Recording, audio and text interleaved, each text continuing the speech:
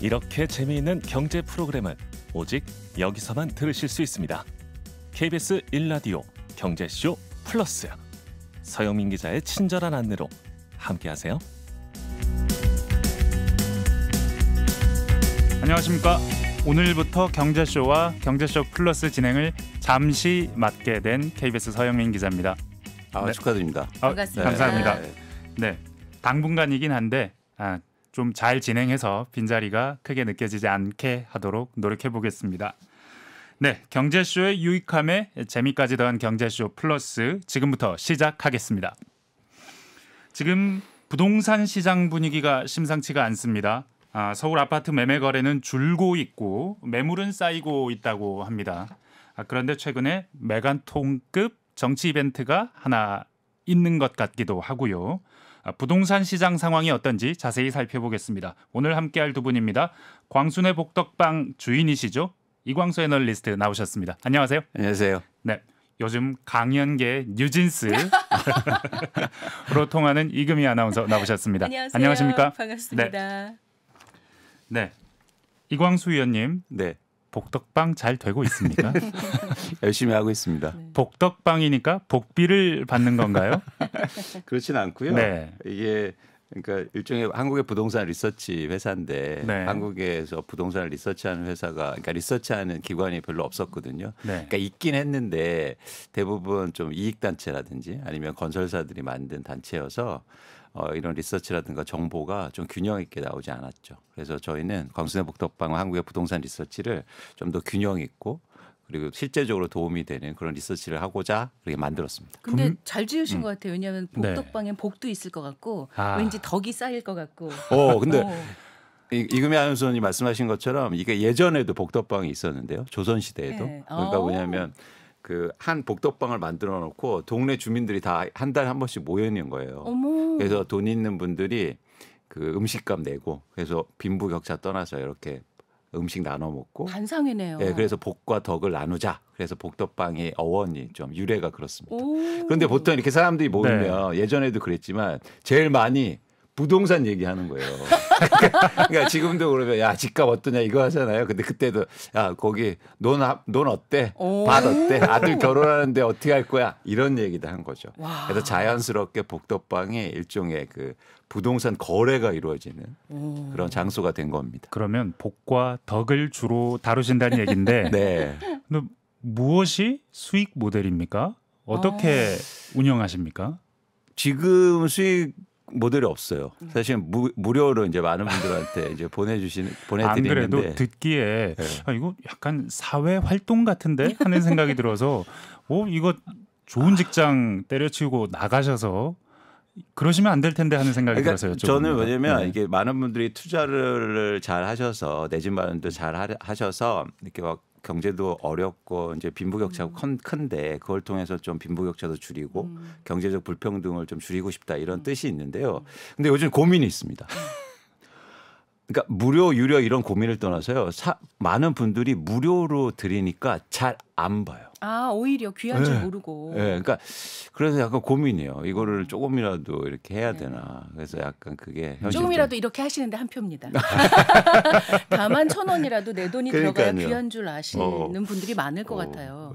이게 사실은 돈을 내게 되면 안 보게 되는 인센티브도 작용하기 때문에 이걸 어떤 식으로 유료화를 하거나 좀 더 많은 사람들이 보면서도 이 자료가 귀한 줄 알게 만드는 그것도 중요할 것 같습니다. 그러니까요. 혹시 그래서 아이디어 있으면 댓글 좀 많이 달아주세요. 제가 다 보겠습니다. 네. 욕도 좋지만 댓글 저 나오면 욕을 하도 많이 하셔서 왜요? 집값 떨어진다고 한다고. 저 예전에 고종원 의원이랑 같이 말씀 나누시는 거 들었습니다. 네. 계속 떨어진다, 오른다 자꾸 말을 하니까 네. 그렇게 댓글이 달릴 수도 있겠다 싶습니다. 오늘은 어떨지 모르겠는데 오늘은 저를 도와주실 국민 아나운서, 아나운서 위에 아나운서, 제가 함께 방송을 한번 꼭 해보고 싶었던 이금희 아나운서 나와 계십니다. 너무 반갑습니다. 안녕하세요. 저는 사실 이제 홍사훈 기자님이 작년에 이제 진행하실 때 제가 책을 내고 한번 저를 초대해 주셔서 그때 참 감사해서 홍사훈 기자님 계신 줄 알고 왔는데 약간 서운한 마음과 함께 서영민 기자님 응원합니다. 첫 방송이 얼마나 떨리는지 저는 여러 번 경험해 봤잖아요. 오늘 어떠셨어요? 그래도 저는 홍 선배보다는 젊으니까 그거 하나 믿고 나왔습니다. 네, 화이팅입니다. 네. 근데 저 개인적으로 이금희 아나운서님 너무 존경하고요. 영광스럽습니다. 사실 왜냐하면 이게 이유가 다 있어야 되잖아요. 그냥 말만 드리는 게 아니고, 그러니까 아나운서를 제가 알기로는 1998년부터 2016년 정확히 6월간 18년간 하셨어요. 그거는 이제 아나운서 생활 중에 아침마당이라는 아침마당. 프로그램 진행을요. 그렇죠. 예. 그러니까 아침마당 이제 진행을 그때 하셨는데 그 기간이요. 제 인생의 변곡점이 되게 많던 기간이에요. 대학 졸업하고 결혼했죠. 회사 들어갔죠. 아기 낳았죠. 그 변곡점인데 사실은 이 사회생활하고 학교 다니면 아침마당을 못 봐요. 맞습니다. 예. 근데 제가 아침마당을 뵐 때마다 뭔가 기쁜 일이 있었던 거예요. 애 낳으면 휴가 봤죠. 그때 아침마당 보면서 애 봤죠. 그다음에 예를 들어서 휴가 때 보죠. 그다음에 무슨 뭐 회사 창립일이면 보게 되죠. 그래서 기분 좋을 때 항상 뵀어요. 행복을 주는 방송이군요. 그러니까 이금희 아나운서님 아침마당 볼 때는 좋은 날이에요. 너무 감사합니다. 그래서 아까 오셨는데 사모님하고 사모님 보여드려야 된다고 사진 찍자 그러셔가지고 저희 부부가 그래서 너무 좋아요. 정말 감사합니다. 그래서 오늘 너무 영광입니다. 저도 사실은 최근에 저희 집에 경사가 하나 있습니다. 네, 아이가 하나 더 생겼는데 축하드립니다. 네, 제가 벌써 둘이 있거든요. 네. 세 번째 아이가 생겼는데 선배님을 뵈면서 좋은 기운 많이 얻어가도록 하겠습니다. 축하합니다. 셋째도 잘 키우십시오. 감사합니다. 네. 자, 인기인 두 분과 함께하는 오늘의 경제쇼 플러스, 오늘 주제로 넘어가기 전에 이 얘기가 너무 핫해서 안 여쭤볼 수가 없습니다. 김포. 이것은 대형 정치 이벤트인가? 그리고 부동산 시장에 대형 변화를 초래할 수 있는가? 요거 한번 물어봐야 될 것 같습니다. 그렇죠. 뭐 저는 정치는 잘 모르니까 일단 부동산이나 경제적 차원에서 살펴보면 저희가 이걸 분석해야 될 때 그럼 과거에 이런 일이 있었나? 이런 걸 이제 봐야 되는데 과거에 이런 경우가 없었어요. 그러니까 서울이 있지 않았나요? 서울시 뉴타운 발표가 2008년 당시에 당시 여당이던 이명박 정부 굉장히 힘을 몰아주는 방향으로 그 뉴타운 정책과 총선이 함께 굴러가면서 그 기억나요. 근데 기자님 그거는 서울시 안에 있었던 곳이었어요. 맞습니다. 서울시 밖에 있던 경기도에 있던 지역이 편입된 게 아니고 서울시 내에 있던 뉴타운들. 제가 무리했군요. 아니죠. 기억이 나서요. 비슷한 효과가 있지 않을까 하는 생각은 들었거든요. 그렇죠. 그때 이제 은평 뉴타운인데 말씀하신 것처럼 그래서 은평구는 이미 서울시에 편입돼 있었으니까 근데 이제 경기도에 있는 김포시가 서울에 편입되는 거니까 이걸 부동산 효과를 저희가 어떻게 이제 분석할지는 좀 고민스러운 지점인데요. 그러니까 자산 시장에 이런 특징이 있거든요. 뭐냐면 좋을 때는 그런 이벤트를 좋게 해석해요. 시장이 막 좋을 때는. 근데 시장이 안 좋을 때는 그게 일시적으로 막 그럴 수는 있어도 나쁘게 해석될 여지가 있습니다. 나쁘게. 그러니까 예를 들면 이런 거죠. 김포가 신도시인데 아파트가 굉장히 많거든요. 그렇죠. 그럼 예를 들어서 이렇게 되는 거죠. 항상 저희가 뭐 서울의 아파트가 부족하다 하는데 갑자기 서울의 아파트가 많아지는 거예요. 그렇죠. 그러면 공급이 늘어나는 거고. 그게 예를 들어서 그렇게 해석할 수도 되면, 있다는 거죠. 그러니까 이게 해석의 여지가 되게 있는데 그러니까 공급이 늘어날 때 시장이 좋으면 막 가격이 올라가는 기폭제가 될 수도 있지만 시장이 안 좋은데 공급이 늘어나면 수요가 그대로라면 그렇죠. 그래서 어쨌든 그런 차원에서는 이게 뭐 해석의 여지는 있겠지만 저는 뭐 중립적이라고 보고 있습니다. 근데 일시적으로는 어쨌든 집을 갖고 계신 분들이 그걸 호재로 받아들이잖아요. 그러면 일단 호가를 올리겠죠. 내가 집을 내놨는데 집에 아파트에서 팔려고 내놨는데 갑자기 이런 일이 있으면 호재로 생각해서 한 5억 받으려다가 한 6억으로 팔아주세요. 뭐 이러겠죠. 대한민국은 모든 경제 활동이 기승전 부동산, 내 부동산은 어떻게 되나로 생각할 수밖에 없는 구조여서 더 관심이 있는 것 같아요. 네, 맞습니다. 이게 그러니까 부동산이 개인 자산의 또 대부분을 차지하고 있고 그다음에 또 그러니까 더 민감하고 그리고 또 하나 중요한 게 뭐냐면 주식으로 돈 벌었다는 분 보셨어요? 한때는 있었어요. 근데 최근에는 진짜 못 봤어요. 진짜 주식 얘기하면 다 화내시더라고요. 최근에는. 저를 포함해서 주변에 없습니다. 많이 없죠. 그런데 신기하게도요. 부동산은 돈 벌었다는 분이 주변에 많아요. 이게 중요합니다. 왜냐하면 사람들은 사촌한테 배 아프거든요. 맞아요. 주변. 맞습니다. 그래서 부동산이 훨씬 더 민감한 거예요. 나하고 옆집 그 그 뭐지 과장이 이러는 과장이 이번에 서울 아파트 청약 당첨돼서 엄청 좋아하고 막 몇 억 벌었대. 이런 순간 이제 막 감정이 들어가는 거죠. 그럼 제 주변 사람들이 잘못된 것 같아요. 제 주변 사람들은 그때 거길 샀어야 되는데 다 이런 얘기만 하셔가지고 제 주변 사람들이 좀 다 이런가 봐요. 그래서 이금희 아나운서님 편안하신 겁니다. 네, 전 편안합니다. 예. 사신 분들이 말씀 안 하시는 거 아닐까요? 그런가요? 인간관계를 한번 점검해 보겠습니다. 김포에 국한해서 지금은 말이 나오고 있지만 사실은 이 얘기를 조금 더 확장하고자 하는 분들도 있는 것 같아요. 이게 단순히 김포 얘기가 아니다. 내년 총선이 만약에 이 공약 내지는 변화의 목적이라면 김포만 해당될 이유가 뭐가 있느냐. 광명, 하남, 구리 뭐 이런 지역들이 다 그러니까 거대 서울 권역이라는 큰 그림이 앞에 놓여 있다. 기자님 그러면 전국이 서울이죠. 그렇게 되면 저 뭐 하남 그 밑에는 또 어떻게? 그럼 천안시도 서울로 해야 네, 돼요. 다 서울이죠, 기자님. 전철 가니까요. 그러니까 이게 네. 그러니까 이번에도 그런 조건을 건 게 그러니까 김포에서 출퇴근한 분들이 많다. 그래서 서울로 편입해야 되는데 사실 객관적으로 보면 출퇴근이 가장 많은 지역은 수도권에서 일산이에요. 저도 그렇게 맞습니다. 생각해요. 제 주변도 일산 진짜 많이 살거든요. 어제 저희 KBS에서 이슬기 기자가 관련된 데이터를 쭉 뽑아서 기사를 써봤습니다. 그랬더니 10대 도시 중에 가운데 통근량으로 보나 비율로 보나 김포는 최상위권은 아니었어요. 그죠. 네, 최상위권 아니었습니다. 그렇죠. 고양이 말씀하신 대로 1등이었고 그다음에 뭐 인구로 부천이라든 봐도 네, 이런 맞습니다. 지역. 맞아요. 그래서 아닌데 뭐지 하는 생각을 했거든요. 그리고 또 면적으로 보면 서울하고 근접한 면적이 김포가 작아요. 그러니까 이게 접경하고 있는 지역. 네네네. 저기 서해 쪽으로 황해 쪽으로 길게 이렇게 뻗어 있죠 도시가. 그러니까 요즘 또 특이해서 이게 그러니까 이게 정치적으로도 전 조금만 이제 어떤 그러니까 전 전문가는 아니지만 그쪽으로는 해석이 어떤 여지가 가능하냐면 사실 요즘은 인센티브 그 좋은 거에서도 표를 던지지만 나쁜 거에서도 표를 던져요. 그러니까 무슨 얘기냐면 왜 그럼 우리는 안 해줘? 그럴 수 있죠. 김포 외에 네, 그렇죠. 다른 사시는 지역은. 분들. 동시에 이런 얘기를 하는 분도 계십니다.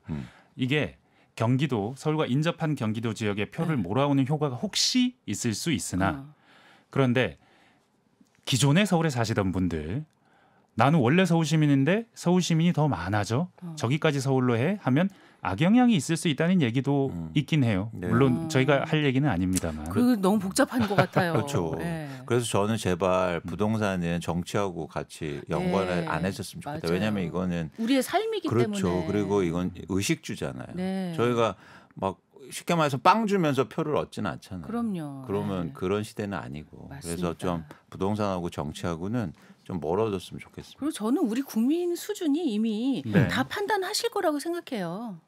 맞습니다. 네, 맞습니다. 네. 네. 네. 네. 이만할까요? 여기까지만 궁금하신 분들 네. 여기까지만. 네, 본론으로 넘어가도록 하겠습니다. 예. 지금 이제 11월, 12월 2달 남았습니다. 올해 이제 남은 올해 집값 전망, 내년 전망 본격적으로 해보도록 하겠습니다. 규제 완화 뒤로 좀 살아난다고 했는데 최근 들어서 좀 안 좋은 지표, 집값이 떨어진다는 지표, 혹은 거래량이 감소한다는 지표들이 좀 나오는 것 같습니다.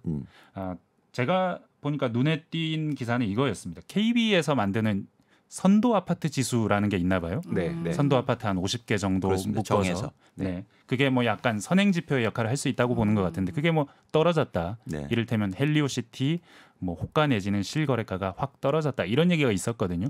어떻습니까 지금?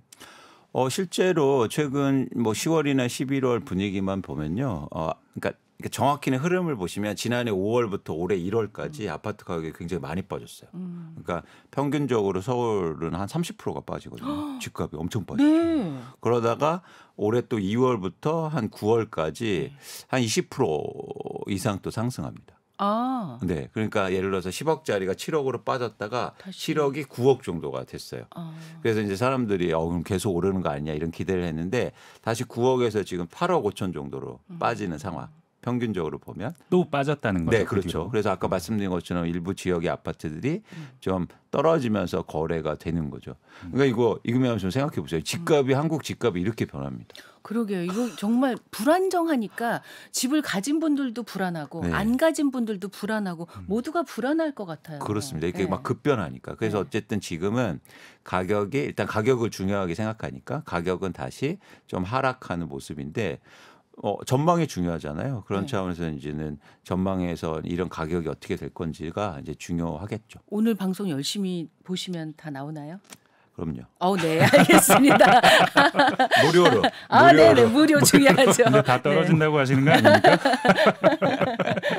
지역별로도 좀 보면 좋겠는데 수도권, 서울, 뭐 전국 이렇게 나눠볼 수 있을 것 같습니다. 네, 일단 그 전체적으로 이 흐름을 보실 때 아까 하락했다가 회복했다고 말씀드렸잖아요. 이런 흐름에서 수도권이나 서울이 많이 하락했어요. 그러니까 회복도 되게 빨랐죠. 그러니까 이게 자산 시장의 독특한 측면이 많이 빠지면 회복세가 되게 빠르거든요. 반면에 지방은 뭐 일부 지역은 계속 안 좋은 지역뿐만 아니라 이제 떨어졌다가도 회복세도 되게 더딘 상황. 이렇게 보시면 됐고 뭐 대구라든지 아니면 대전이라든지 이런 지역도 아직까지 계속 부진한 모습, 회복세는 더디고 네. 이런 모습입니다. 그래서 어쨌든 탄력적이라고 표현하는데 그게 수도권이 좀 탄력적인 거죠. 그런데 전반적으로 말씀을 들어보면 우리나라 사람들이 지금 집에 대해서 잘 움직이지 않으려고 한다. 그게 무슨 이유, 뭐 경기 때문이든 아니면 상황 때문인지는 모르겠지만 잘 움직이지 않는다 이 말씀이신 거죠? 맞습니다. 네. 그러니까 수요가 그렇게 탄탄하지 않다는 거예요. 이유는 있어요. 이게 아주 기본인데 자산 가격이 너무 많이 오르다 보니까 그 가격을 감당해낼 수 있는 수요가 지금 시장에 많지 않아요. 그렇겠죠. 그래서 일시적으로 가격이 빠지면 들어와서 사고 가격이 다시 오르면 수요가 줄고 이런 상황. 그래서 이 부동산 시장은 독특한 특성이 있는데요. 그러니까 쓰면서 투자가 가능합니다. 쓰면서요? 네. 무슨 말씀이죠? 그러니까 사용하면서 투자가 가능해요. 집을 내가 그 집에 쓰면서. 살면서 이상 가격이 오르잖아요. 네네네 그러네요. 이런 재화 보셨어요? 이금희 없죠. 아나운서님? 중고는 다 가격이 떨어지죠. 그렇죠. 뭐든지 네. 우리가 그렇지. 근데 쓰면. 이상하게 쓰는데도 가격이 오를 수가 있단 말이에요. 그러네요. 그래서 수요가 두 가지 수요가 있어요. 하나 수요는 실수요와 네. 쓰는 수요, 네. 하나는 투자 수요. 그러니까 이런 자산이 없습니다. 제가 이렇게 말씀드리면 명품 가방이 있다. 네네. 이렇게 말씀하시는 분이 있는데 네. 명품 가방 쓰면 가격 떨어집니다. 맞아요. 그렇죠. 신상품보다는 떨어지죠. 아무리 그렇죠, 비싸다고 그렇죠. 해도. 네. 그러니까 네. 그 상품을 이제 사는데 더 올라간다는 거지. 그 상품을 높게 팔 수 있는 건 아니잖아요. 정말 부동산밖에 없네요. 그렇죠. 그래서 부동산 투자를 되게 좋아하는 것도 있지만 제가 말씀드렸듯이 실수요와 투자 수요가 있는 거예요. 근데 지금 시장을 움직이는 수요는 실수요예요. 투자 네. 수요는 아니고. 네. 근데 이 실수요는 독특한 특성이 있어요.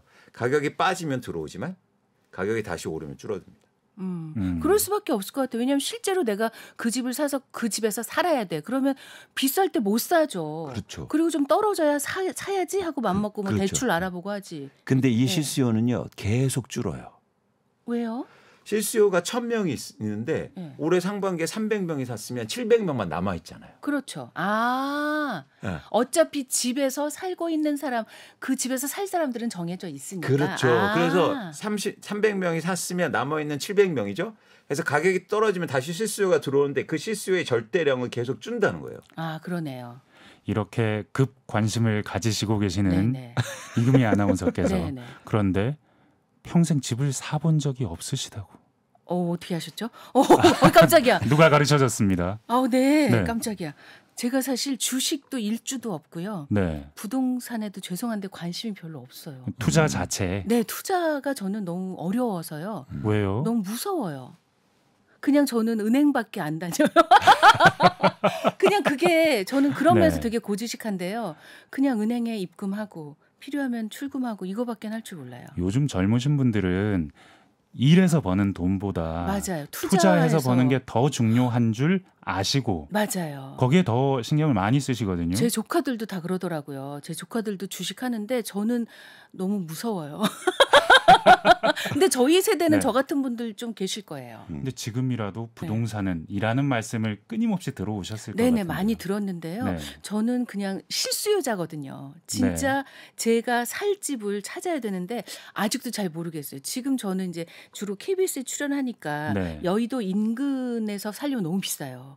그리고 멀리 떨어져서 KBS로 출퇴근을 하자니 네. 또 그것도 어느 지역이 좋을까. 그래서 저 같은 사람은 예, 아무 도움이 안 되는. 근데 네네. 근데 저는 굉장히 이거 네. 앞으로 중요한 시기가 온다. 어떤 시기요? 그러니까 이금희 아나운서님이 네. 이렇게 네. 집값이 빠질 때 집을 사셨으면 좋겠어요. 저 그래서 사실 그 얘기 들을 때 관심이 좀 갔거든요. 예, 그래서 아. 왜냐하면 집값이 빠진다고. 집값이 그래서. 빠졌을 때 저는 많은 분들이 집을 사셨으면 좋겠어요.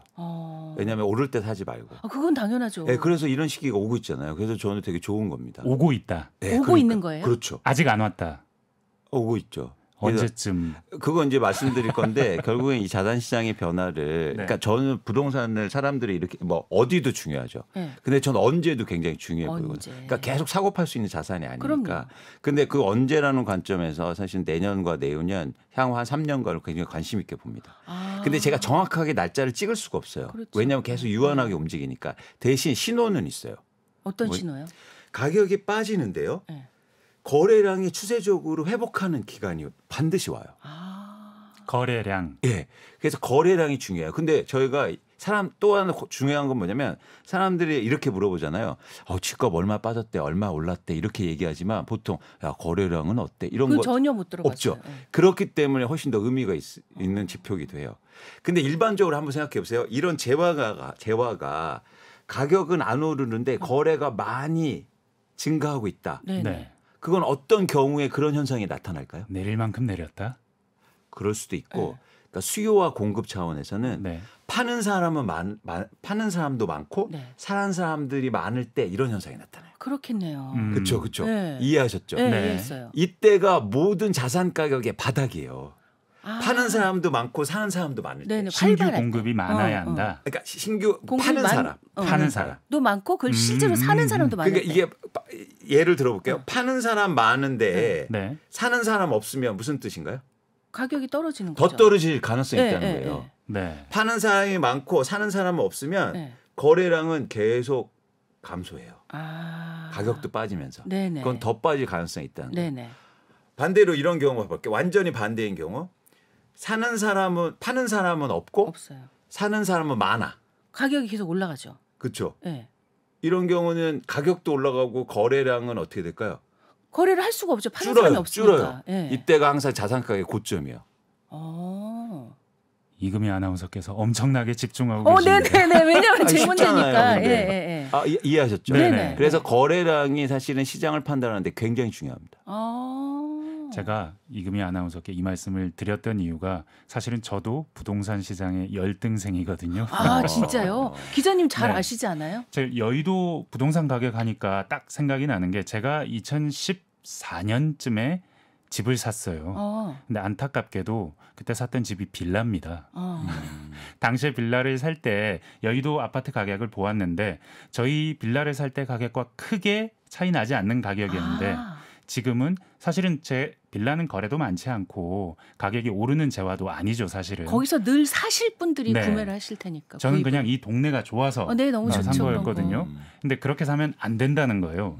그 결과를 지금 한 10년 가까이 지난 뒤에 보니까 여의도 부동산 가격은 제가 딴 데는 기억을 못해요. 저는 직장이니까 여기서 맞아요. 살려고 하면 얼마가 들지 하고 봤더니 여의도 직장 가까운 아파트 가격은 3배 정도, 많으면 4배 정도 올랐습니다. 근데 저희 집은 제가 산 뒤로 아직 거래가 한 건도 없어요.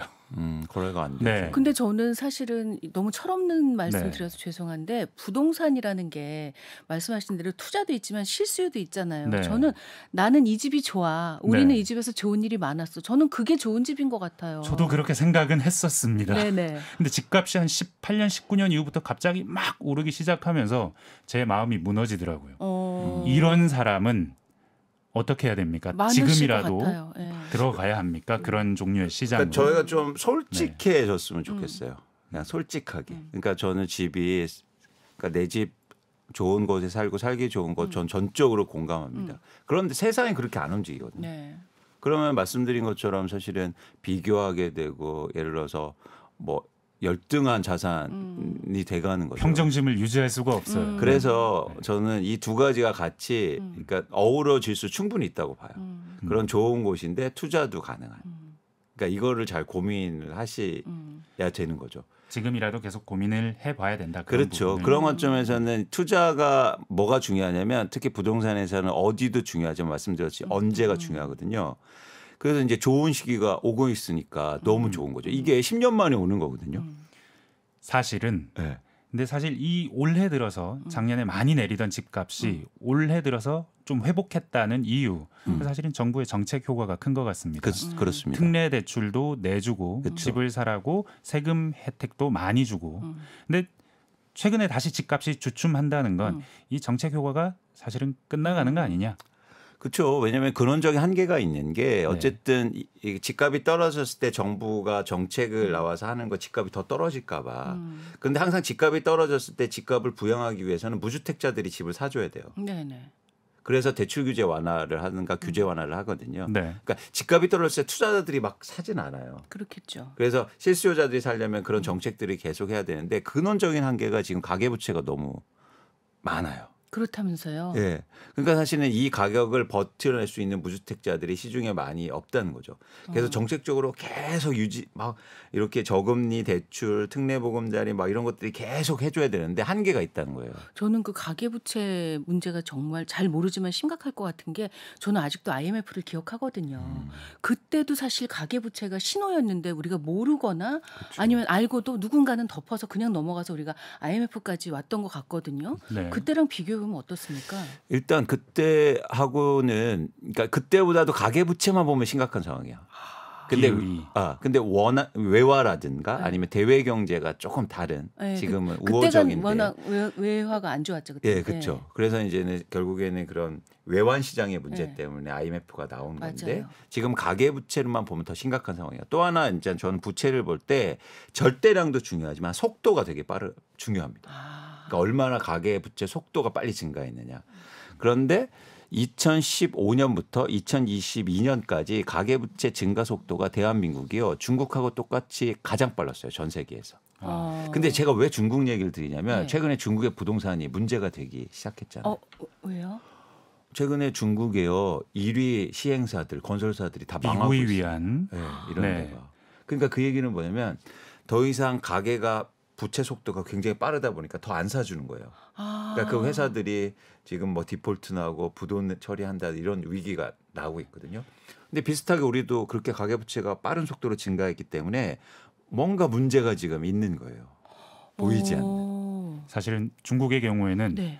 빈집이 한 1억 채가 넘는다고요. 억 채가 넘는다고요. 그렇게 많은 사람들이 있는데요. 그러니까 중국의 시행사들이 워낙에 많은 집을 그냥 아무도 살지 않던 지역에 도시를 하나 만들어서 거기다가 막 집을 짓다 보니까 이걸 사는 사람들은 있는데 살질 않아서 그래서 유령 도시가 된 곳도 아주 많다 그러고 이런 식의 투자를 정부가 좀 못하게 했더니 이 시행사들 중국은 시행사들이 중심인 나라인데 부동산 시장이 시행사들이 돈을 융통하지 못하면서 지금 위기에 빠져 있다. 그게 걱정이라는 건데 네.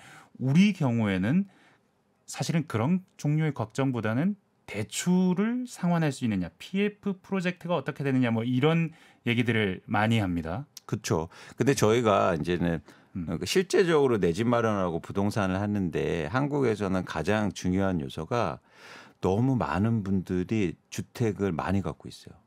그러니까 다주택자다. 다주택자가 네. 좀 종류가 다른. 뉴스에서 봤어요. 그렇죠. 네. 아니 한번 제가 문제 내볼까요? 네. 100채 중에서 100채가 있다고 치면 다주택자가 몇 프로나 갖고 있을 것 같으세요? 한국에. 사실 적어야 건강한 사회인데 네. 많다는 말씀이시니까 네. 기자님 몰라요? 한 15%? 난 더 될 것 같은데. 30%입니다. 그리고요. 투자 목적으로 갖고 계신 분들이 서울에 집을 갖고 있잖아요. 투자 목적으로 갖고 계신 분들이 56.5%예요. 투자 목적이라는 게 달라지는 겁니까? 달라지죠. 투자 목적으로 갖고 있으면 뭘 줬을까요? 전월세를 줬을까요? 그렇죠. 그러면 서울의 주택이 주택수에서 전월세 거래량을 준 거를 뽑아내면 네. 그게 자가 점유율이라는 건데 네. 43.5%밖에 안 돼요. 내 집에 사는 비율이. 그렇군요. 그러니까 많은 분들이 집을 갖고 있는데 투자 목적으로 갖고 있는 거예요. 이 구조를 좀 정말 투자 목적이 아닌 실수요 목적으로 바꿔 나가는 게 참 필요할 것 그렇죠. 같은데. 근데 저는 이게 그래서 제가 말씀드리고 싶은 건 뭐냐면 집값이 떨어졌을 때 네네. 투자하는 사람들이 사요. 네. 그럼 더 심각해지잖아요. 그렇죠. 그래서 저는 무주택자분들이 사서 아, 자기 집에 사는 비율을 높여야 됩니다. 시기가 중요하다. 그렇죠. 그래서 네. 저는 이 시기에 앞으로 오는 시기에 집이 없으신 분들이 제발 집을 사셨으면 좋겠어요. 그래야 대한민국 집값이 안정돼요. 근데 선생님 그 말씀은 알겠는데 집을 사면 그 이후에 이제 대출 갚는 게 문제인 거잖아요. 근데 얘기 들어보니까 무슨 대출에 뭐래더라? 무슨 스트레스 무슨 대출이 있대요. 그래서 듣기만 해도 스트레스더라고요, 그게. 그러니까 이걸 어떻게 대출 받아서 내가 어떻게 갚아나가 이거 걱정 때문에 못 사는 거거든요. 이게 지금 네. 그 정부 대출 규제가 네. 강화되는 부분 말씀하신 네. 것 같아요. 아마도 DSR 관련한 맞아요, 그런 말씀이신 것 같은데. 거였어요. 네. 스트레스 DSR이라는 그게 걸 뭐예요? 새로 도입한다고 네. 하는 거죠. 저 뉴스 봤어요. 사실은 DSR이라는 제도 자체가 내 소득과 기타 내 자산 등의 가치 비율에 맞춰서 대출을 낼 수 있게 해주겠다라는 제도인데 그렇죠. 앞에 스트레스가 붙었다는 건 더 강화하겠다는 그렇죠. 얘기 같습니다. 스트레스 준다는 거예요. 왜 주냐고요? 그러니까 그거를 안 그래도 스트레스인데. 그러니까 이게 가계부채가 많으니까 네. 정부에서 이제 어쩔 수 없는 건데 그래서 예를 들면 뭐 나이도 이제 보고 그리고 뭐 금리가 가산금리 같은 것도 적용해 보면서 그러면서 이제는 일정 유예 지금 DSR 규제가 40%거든요. 네. 그러니까 내 소득의 원리금 상환 비율이 40%대 한도 내에서 근데 그걸 더 줄이겠다는 거 아니에요? 그렇죠. 스트레스를 주면 더 줄어들죠. 그래서 평균적으로 예를 들어서 요즘 그러니까 맞벌이 부부하고 이런 평균에서 대출 받은 게 평균적으로 한 5억에서 4억 정도 주택담보대출을 받을 수 있는데 네. 네. 한 1억 정도 감소한다고 하더라고요. 그러니까 많이 감소하는 거죠. 너무 힘들죠. 그런데 제가 네. 꼭 말씀드리고 싶은 건 뭐냐면 내 집 마련할 때 원리금 상환이나 금리도 중요하지만 제일 중요한 게 있습니다. 그건 뭐냐면 가격이 떨어진 그 자체가 더 중요한 거예요. 그러니까 빚을 내는 게 중요한 게 아니라. 가격이 매력적이냐? 그렇죠. 그러니까 그러니까 이런 한국에서 집을 마련하는데 빚을 안 일으킬 수가 없어. 그런 사람이 어디 있어요? 그렇죠. 세상에 없죠. 예. 예? 그런데 사람들은 빚을 무서워하는 게 아니라 가격이 떨어지면 빚을 내는 게 나쁘지 않다. 모험적인 투자를 할 수 있는 그러니까 의지. 모험이라는 게 아니고 네. 그러니까 가격이 떨어진 그 자체가 중요하단 말이에요. 예를 들어서 이런 거죠. 네. 네. 자, 막 서울의 집값이 떨어졌어요. 네. 근데 이제는 이금희 아나운서님이 집에 가셔서 이제는 이제 사촌 분들하고 얘기를 나누는 거죠. 뭐냐면 집값 그렇게 떨어졌대. 집 사야 되냐? 뭐 이렇게 물어봤더니 사촌분 지금 금리가 이렇게 높은데 지금 왜 사? 지금. 이렇게 어떻게 갚으려고? 왜 어떻게 갚으려고?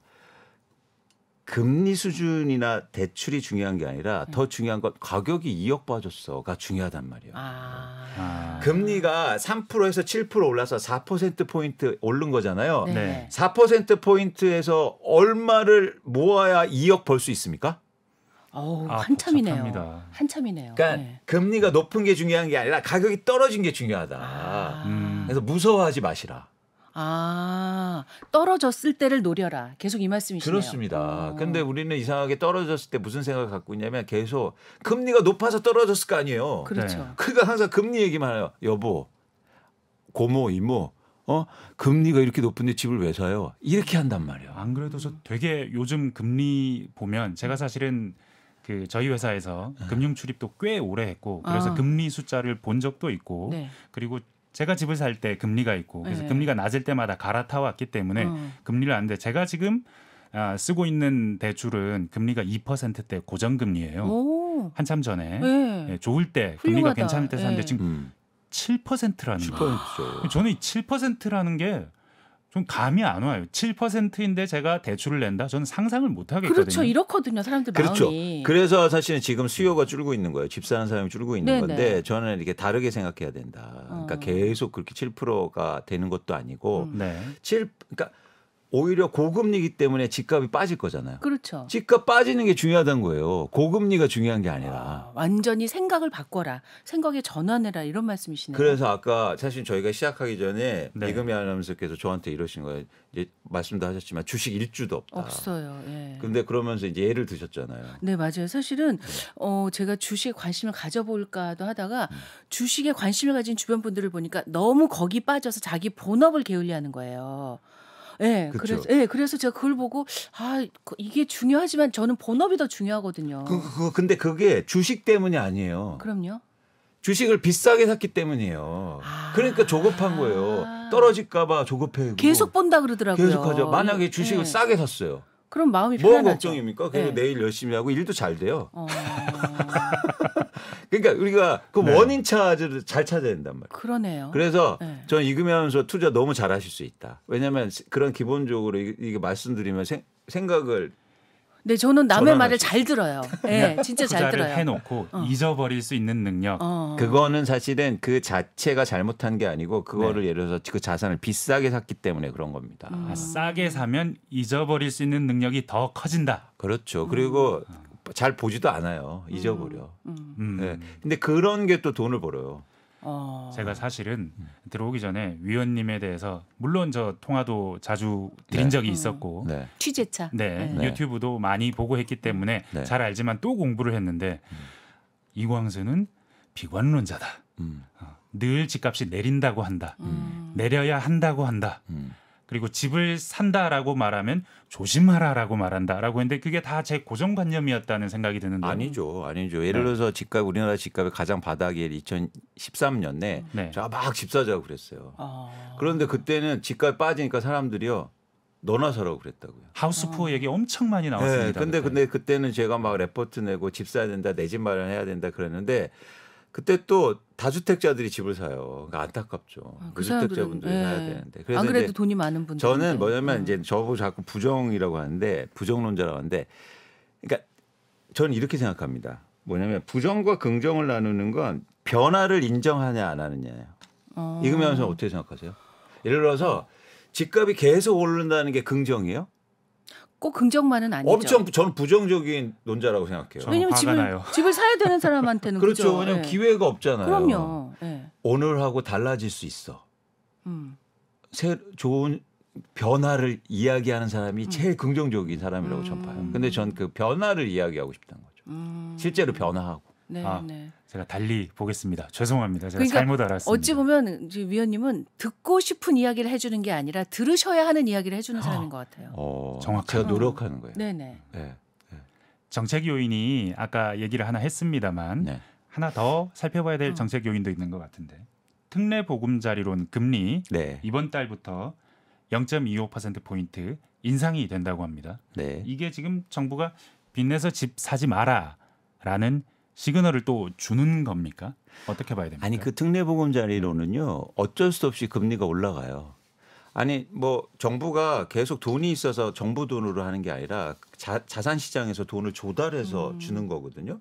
그래서 지금 자산 시장에 금리가 올라가 있잖아요. 네네. 그래서 정부도 그 자금을 높은 금리에 조달해야 돼요. 그러니까 당연히 올라갈 수 없는 거죠. 근데 여기에서 되게 지금 맹점이 있어요. 잘 한번 들어보세요. 돈을 빌리는 조치 중에서 정부가 가장 우량하잖아요. 그렇죠. 그래서 가장 싸게 금리를 대출해줘요. 그렇겠죠. 네. 근데 돈의 양은 한정돼 있잖아요. 네. 그래서 정부가 그렇게 조달을 많이 하면요. 다른 쪽의 금리가 올라요. 그렇겠네요. 돈의 양이 줄어서. 네, 네.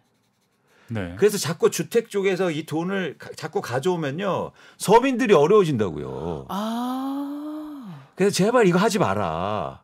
정책적으로 개입하지 마라. 예, 서민들은 지금 더 힘든데 부동산 때문에 더 높은 금리로 빚을 내고 있어요. 어쩔 수 없이. 이게 우리나라 경제를 위해서 되게 나쁜 상황입니다. 조금만 더 기다릴 수 있게 힌트를 좀 주셔야 될 것 같아요. 그러면 뭘 봐야 바닥이란 걸 알 수 있느냐. 제가 말씀드렸잖아요. 네. 일단 시기가 제일 중요하고 거래량이 제일 중요하다. 그렇죠.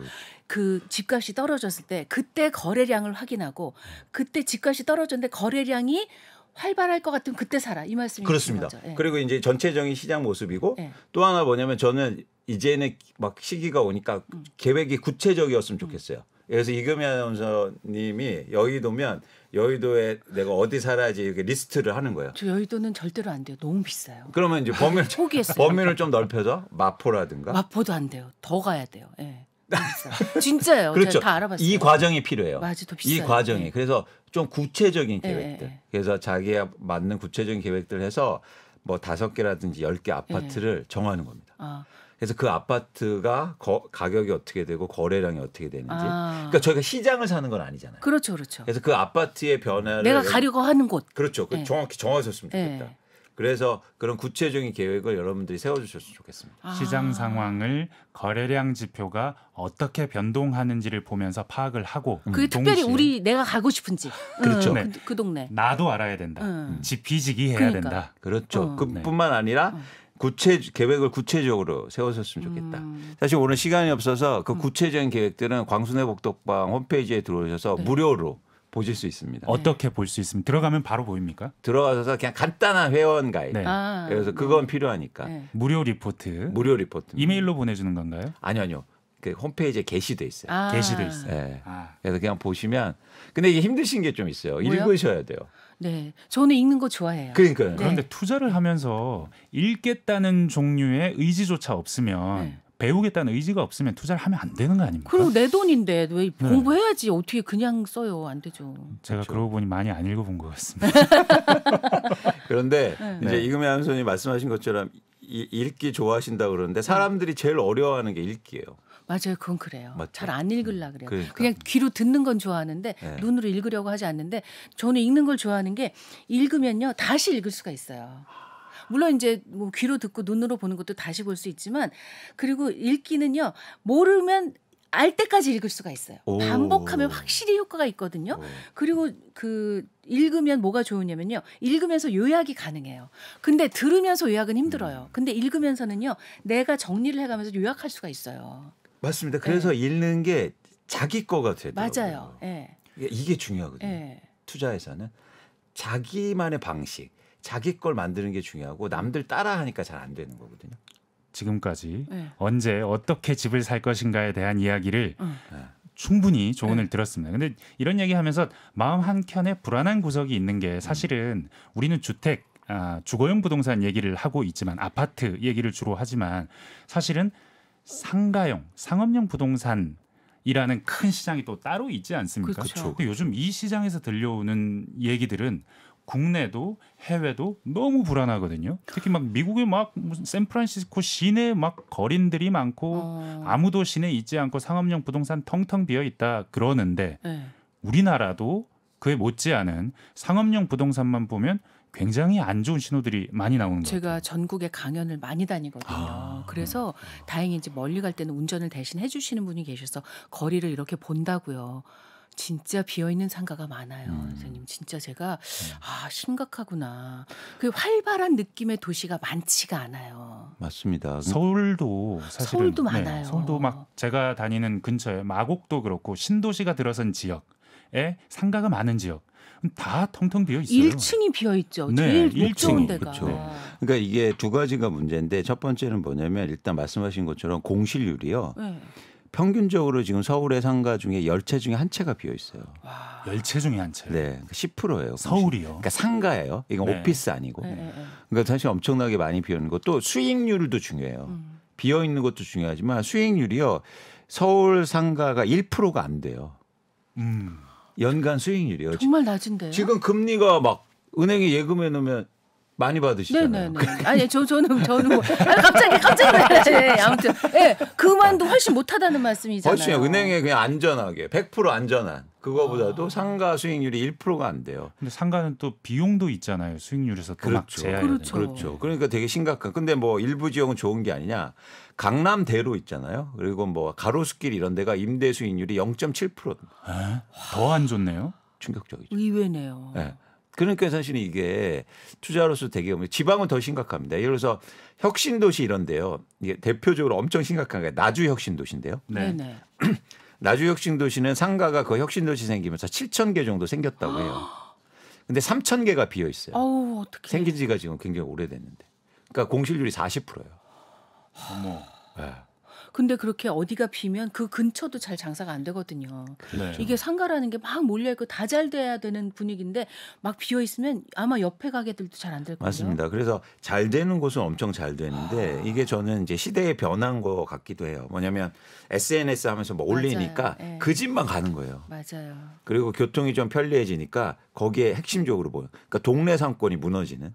그리고 저는 다들 요즘 온라인으로 쇼핑을 하시잖아요. 네. 그러면서 실제로 가서 대면 구매를 잘 안 하시니까 맞습니다. 이게 좀 걱정이 되더라고요. 맞습니다. 오늘 주문하면 내일 오니까 네네. 굳이 내가 네. 나가서 정말 이것도 걱정이에요. 그래서 저희가 막 아이들 꿈도 건물주였잖아요. 네, 맞아요. 근데 이제는 그거 아니다. 아니네. 아니다. 아파트 주인.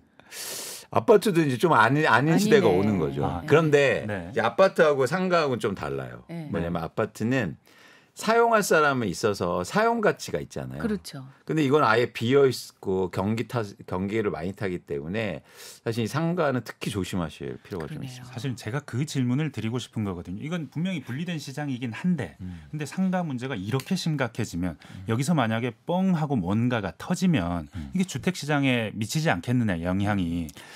그렇게 보진 않아요. 그렇진 않습니다. 예, 예. 그러니까 왜냐하면 워낙 한국의 아파트 시장은 실수요가 그러니까 수요가 있기 때문에 가격이 빠지면 누군가 사게 될 겁니다. 네네. 그러니까 그런 수요가 충분하다. 그래서 저는 한국의 아파트 시장에 경착륙 우려할 필요 없다.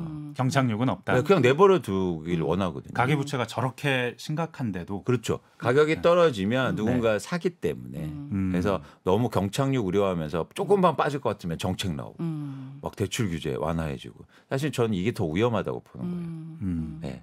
인위적으로 부양시켜 놓는 게 더 위험하다. 그렇죠. 시장에다 그냥 맡겨 놓으면 시장에서 특히 주택 시장은 아파트 시장은 자연스럽게 회복될 거고요. 그런 차원에서 저는 그걸 또 용인해야 돼요. 그래야 내 집 없는 분들이 집을 살 거 아니에요. 다만 시작할 때 말씀드렸다시피 그 뭐 여당이든 야당이든 이건 마찬가지고 정치 사이클을 생각 안 할 수가 없거든요. 내년 총선이 있기 때문에 예, 그 앞두고 이런저런 이벤트들이 많을 수 있고 그런 측면에서 보면 지금 이제 올해는 11월, 12월 2달밖에 안 남았습니다. 네. 이 2달밖에 안 남았는데 마지막으로 살펴봐야 될 게 있다거나 아니면 내년에 어떤 전략을 세우면 좋겠다라는 조언을 한번 해주신다면요. 이런 변화를 일으키는 가장 지금 한국에서 중요한 지표는 매도 물량이에요. 그러니까 집을 갖고 있는 사람들이 시장에 얼마나 물건을 내놓느냐. 만약에 가격이 빠져도 매도 물량이 줄면 파는 사람이 없으면 가격은 안 빠지죠. 그렇겠죠. 수요가 감소해도. 네네. 근데 수요가 줄어든 상황 속에서 팔려고 하는 사람들이 많아지면 그러면 가격 하락폭이 클 수 있겠죠. 네. 근데 지금 이미 서울의 아파트를 중심으로 해서 매도 물량이요. 굉장히 빠르게 증가하고 있어요. 그래서 지금 제가 바로 오늘 아침에 봤는데 네. 서울 아파트의 매도 물량이 정확히 7만 9천 개가 나와 있습니다. 7만 9천. 예, 근데 이게요. 과거의 수준은 5만 채 정도 수준이었어요. 굉장히 좀 많은 건데요. 네. 근데 왜 집을 갖고 있는 사람이 팔려고 할까요? 떨어질 것 같으니까. 네네네. 네. 그러니까 이게 양이 증가한다는 건 이제 가격 하락폭이 커질 수 있다는 거예요. 근데 일단 시장에 처음에 내놓을 때는 가격을 내리면서 내놓지는 않습니다.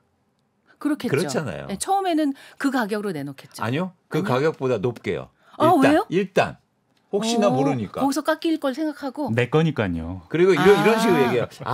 제 집은 층간소음도 덜하고 경치도 좋아요. 그래서 그거보다 좀 높게 팔아주세요. 이렇게 내놔요. 그래서 이런 시점, 매물이 증가하는 시점에는 이상하게 우리나라 지수가 안 빠져요. 우리나라 지수는 호가로 기반하거든요. 그런데 집 보러 온 사람이 없어요. 네. 그럼 어떻게 합니까? 호가를 낮춰야죠. 네. 그래서 내년부터는 일단 거래가 안 되는 상황이 유지되다가 거래가 계속 안 되면 호가를 낮추겠죠. 이런 현상이 내년 상반기에 이어질 가능성이 높아 보입니다. 그러니까 호가에 속지 말고 지수에 속지 말고 실질적인 매도 물량, 거래량 이런 지수들을 잘 관찰하라. 그렇습니다. 알겠습니다. 그러면 방금 말씀하셨던 그 지표들 좀 전에는 지금 내놓은 물량이 7만 9천 재라고 하셨잖아요. 예. 이거 어디서 보는지 우리도 볼 수 있는지 좀 가르쳐 주시면 안 됩니까? 맞아요. 그러니까 이거를 광순회 복덕방에서 보실 수 있는데 선생님 너무 전략적으로 홍보하시는 것 같아요. 네. 이게 근데 제가 수익 네. 모델이 아니기 때문에 무료라서. 어쨌든 네. 근데 네. 여러분들 뭐 요즘 포털 같은데 이렇게 조회해 보시면 네. 여러분들 많은 서비스 해주는 회사들도 있고 그래서 그런 데서 네. 이제 보시면 되는데요. 찾는 건 어렵지 않습니다. 근데 중요한 건 뭐냐면 항상 지표를 보실 때 이제 변화의 방향. 네. 이런 걸 보시고 네. 또 하나 뭐냐면 그걸 계속 보시는 게 중요해요. 아, 규칙적으로 매일매일 보거나 일주일에 한 번씩 보거나 꾸준히 봐야 그렇죠. 흐름을 알 수 있다. 그렇죠. 그 아. 흐름이 사실 중요한 거거든요. 네. 네. 근데 지금 많다가 중요한 게 아니라 흐름. 이게 네. 얼마나 많아지고 그래 지금 수준은 과거하고 비교해서 어느 정도 높은 수준인가 이런 것들을 계속 체크해 보시. 그러니까 저 관심을 가지셨으면 좋겠어요. 무슨 말씀인지 알겠어요. 네. 그냥 딱 그때 가서 할 수 있는 건 아무것도 없고 꾸준히 준비하고 공부하셔라. 그렇습니다. 네, 흐름을 그렇습니다. 보셔라. 그렇습니다. 그런 의미에서 아까 이제 기자님이 네. 해외 부동산 얘기하셨잖아요. 네. 저 같은 사람은 평생 모를 것 같지만 그래도 관심 있는 분들이 있지 않을까요? 우리 청취자 맞습니다. 중에는. 네. 왜냐하면 제가 해외 부동산 뉴스를 저는 사실은 거시 경제 쪽으로 해외가 어떻게 되면 우리나라에 어떤 영향을 미치나를 보는데 가장 요즘 특이한 현상은 다른 나라 집값들은 계속 출렁출렁거리는데 미국은 아직 집값이 떨어지지 않고 있거든요. 미국의 집값이 안 네. 빠지는 이유가 있어요. 네. 뭐냐면 미국에는 매도 물량이 없어요. 어. 집을 파는 사람이. 그건 고금리 때문입니다. 아. 왜냐하면 내가 집을 사놨는데요. 예를 들어서 이거를 고정금리로 사놨어요. 네, 네. 네. 그래서 이 집을 파는 순간 네. 뭐냐면 내가 다른 집을 사고 싶다 하면 높은 금리를 적용받아야 돼요. 아, 그럼 안 하죠. 그러니까 예전에 저금리였을 때 고정금리로 집을 사놨는데 네. 지금 금리가 올라가니까 집을 팔 수가 없는 거예요. 그러네요. 네. 그냥 그 집에 살아야 돼요. 네. 네, 네. 그리고 투자 목적으로 사놓은 비율이 적기 때문에 아. 그런 물량도 적은 겁니다. 제가 저 얘기를 외신 통해서 많이 들었는데 네네. 이를테면 미국은 지금 집 가진 사람들이 다 3%대 금리의 집을 사놨고 오. 지금은 시장 금리가 8% 9%까지 올라갔거든요. 그래서 사람들이 새 집은 못 사는데 옛날 집은 안 내놓는다는 겁니다. 왜냐하면 미국은 모기지 대출, 주택담보대출이 네네. 전부 고정금리입니다. 우리나라는 뭐 변동 갔다가 고정 갔다가 왔다 갔다 하고 정부는 고정을 계속 고정 비율을 높이고 싶지만 그게 잘 안 되거든요. 변동이 더 빨리 떨어지니까 금리가. 근데 미국은 원래 그냥 고정금리로만 주택담보대출을 한대요. 그래서 그 이제 변화인데요. 그것도 이제 네. 미국도 가계부채 중에서 11%가 지금 그 변동금리를 아. 적용받아요. 네. 그러니까 굉장히 비율이 적죠. 우리나라는 거의 55%가 넘습니다. 그러니까 그만큼 차이가 나는 건데. 우리는 불안한 거지 더 그렇죠. 그만큼. 네. 근데 미국도요. 이게 30% 40%였을 때가 있었어요. 아, 그게 바로 서브프라임 때. 네. 그런데 너무 충격을 받은 거예요. 그때. 그때. 이거는 아니다. 그러면서 계속 이게 준 거예요. 아. 네. 사실 이런 경제적인 주체들은 이런 충격이 있어야 변화를 일으켜요. 우리는 왜 못 변해요, 근데? 충격이 없었잖아요. 아. 계속. 사실은 우리도 고정 비율이 꽤 높아졌었어요. 근데 높아졌다가 집값이 오르기 시작하니까 그때부터 또 고정 비율이 떨어졌습니다. 새로 집을 사시는 분들이 변동으로 왜냐하면 왜 제가 이걸 아느냐면 금융 출입 기자를 꽤 오래 했는데 보면 정부는 끊임없이 고정 대출 비율을 늘리고 싶은데 계속해서 시장에서는 잘 안 따라옵니다. 그래서 고정금리를 굉장히 낮춰주는 특례 상품을 보급하고 할 때마다 조금씩 올라갔는데 이게 한순간에 무너집니다. 집값이 올라가기 시작하면 금리가 떨어지면서 특히 이번에 2020년에 코로나 위기 때 금리가 굉장히 떨어졌는데 그때 집값이 많이 뛰면서 변동 비율이 다시 또 높아졌거든요. 그렇다면 미국의 경우에는 지금 괜찮은 상태고 고정 비율이 높고 자기 집 가진 사람들은 아직 큰 걱정이 없다는데 그러면 미국에는 집값이 떨어질 일이 없는지 그리고 만약에 미국이 떨어질 일이 없다면 우리는 세계의 경제는 다 미국의 영향을 받으니까 부동산도 혹시 그런 식으로 영향을 받을 수 있는지 이것도 궁금하거든요. 그러니까 미국은 집값이 그런데 오를 가능성이 적어 보여요. 왜냐하면 수요가 또 없거든요. 이 높은 금리를 대출받아서 살 수요가 줄고 있기 때문에 네. 그래서 거래는 안 되면서 임대료만 오르는 그런 좀 기형적인 사태가 일어날 가능성이 높아 보입니다. 그래서 중요한 건 이제는 미국 정부가 앞으로 가장 주력해야 될 건 뭐냐면 집을 많이 지어야겠죠. 네. 그러니까 살 집이 없으니까 유통되는 시장이 없으니까 많이 새로 지어서 그래서 앞으로 사실은 저는 미국에 집이 많아질 것 같아요. 그렇게 되면 집값은 좀 조정받겠죠. 근데 유명한 이렇게 집을 많이 지으면 어떤 산업이 좋아질까요? 건설업 좋아지고. 좋아지겠죠. 관련해서 뭐 인테리어 이런 그렇죠. 쪽 좋아지고. 자재들. 그렇죠. 네. 근데 미국에서는 집을 대부분 나무로 짓거든요. 아, 목조. 네. 그래서 나무 가격이 되게 오를 것 같아요. 나무 가격이 갑자기 앞으로 딴 얘기로 가는데 아니 이건 또 주식에 투자하시는 분들에도 관심 많으시겠죠. 우리나라에도 나무 취급하는 업체들이 꽤 있지 않습니까? 그렇죠. 근데 미국의 네. 저게 나무를 제가 굉장히 좋게 봅니다. 그래서 또 이거 힌트 하나 주신 거네요. 네, 그러니까 이게 이런 식으로 상상력이 되게 필요해요. 근데 재밌죠. 근데 이 나무가 또 좋은 게 네. 요즘 또 불이 많이 나잖아요. 안타깝게. 그러니까 그러면 안 되는데 너무 무섭게 나죠 미국 같은 그렇죠. 데는. 그러니까 사실은 나무의 가격이 오를 수밖에 네, 없네요. 네, 네. 그래서 되게 재밌는 변화가 이제 일어날 거예요. 근데 아까 말씀드렸듯이 미국이 네. 안 빠지면 한국도 안 빠지냐? 네. 아니에요. 중국 빠지잖아요. 누구하고 더 연관성이 많습니까? 한국 경제가? 인근하고 중국이죠. 있는. 그렇죠. 네. 중국 지금 집값은 막 빠지고 있는데. 네. 그래서 그런 식으로 단편화하진 않는다. 미국이 안 빠진다고 해서 한국 집값이 안 빠질 거다. 이건 그건 아니다라는 말씀을 드리고 싶습니다. 불안 요인은 있다. 그렇죠. 아, 글로벌하게 그리고 봐도. 미국의 부동산 공급이 늘어날 가능성이 있고 네. 그러면 목재 회사들을 혹시 투자할 기회가 있다면 한번 생각해 볼 필요도 있다. 이건 다음에 다음 편 저희 진짜 이 얘기도 들으면 재밌을 것 부동산 같아요. 말고 다른 얘기로 네, 네, 다시 한 번 좋습니다. 더 좋습니다. 모셔보도록 네, 하겠습니다. 네, 네. 오늘 말씀해 주셔서 감사합니다. 함께해 주신 이광수 위원과 이금희 아나운서께 감사드립니다. 감사합니다. 고맙습니다. 네, 서영민의 경제쇼 플러스 오늘은 이만 물러가겠습니다. 안녕히 계세요.